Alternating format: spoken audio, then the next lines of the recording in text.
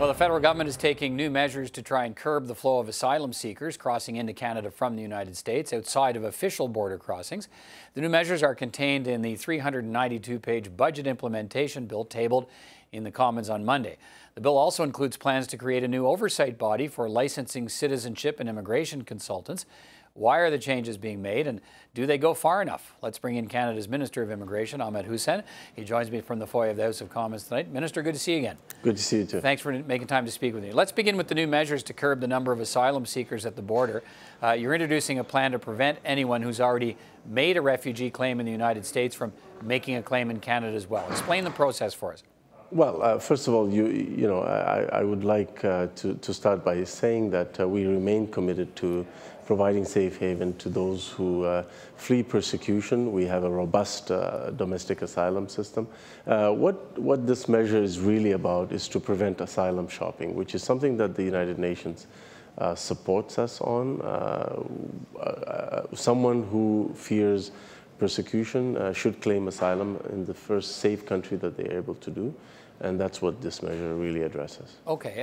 Why are you taking the step now? There's been a problem at the border for 3 years. Why are we hearing about it now? This is one of the steps we're taking. I mean, there isn't one magic solution to this. We have to take this step, but we also have to work within the framework of the UN Global Compact for Migration to address the challenge of irregular migration at the source, but we also have to harness the positive, proven contributions of regular migration through partnerships with countries, working together on the recognition of internationally trained credentials and professionals.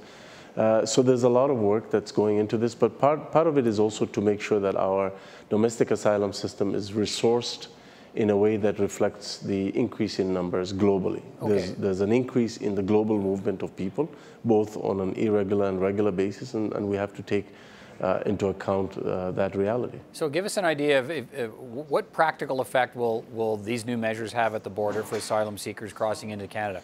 How many people have already made claims in the U.S. and they're trying to get into Canada?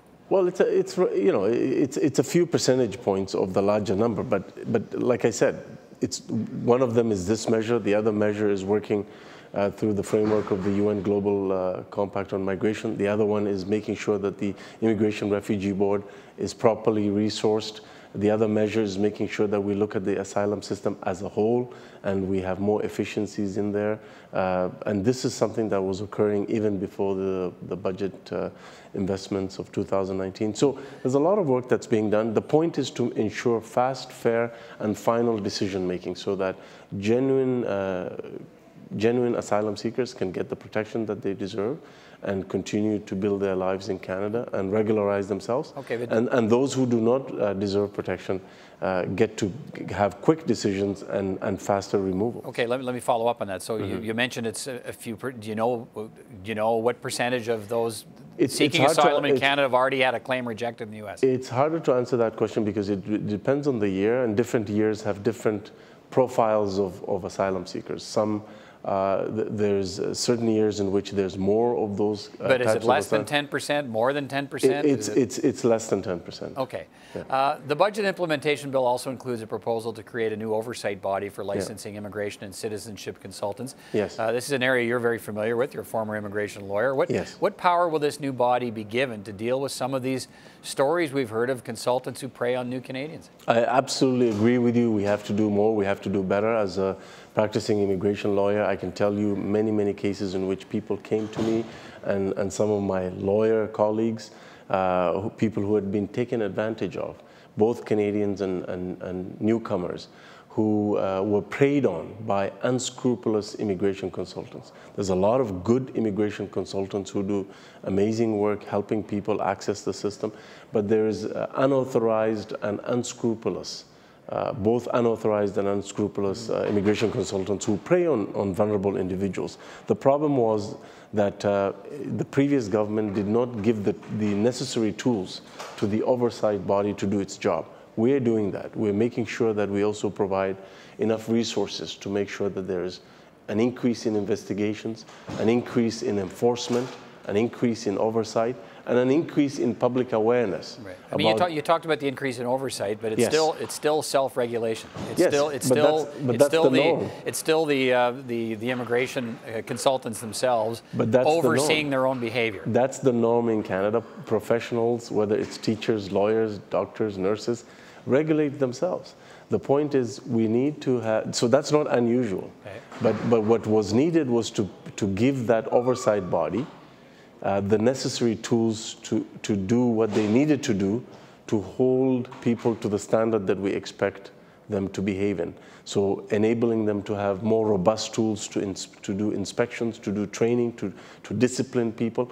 And by the way, also resourcing the CBSA and other agencies to increase penalties, to increase their ability to pursue investigations, to pursue enforcement, to increase public awareness about not using the wrong kind of immigration consultants. But would you agree that there has been a wider problem with immigration consultants and some of their behaviors and practices than there have been in, for instance, the medical community or the legal community?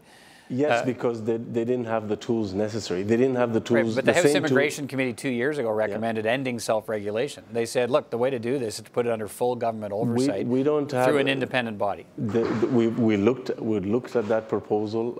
It hasn't worked in other jurisdictions. The fact of the matter is, in Canada, we have many regulated professions, self-regulated professions that do a really good job at holding their membership to account when there's issues.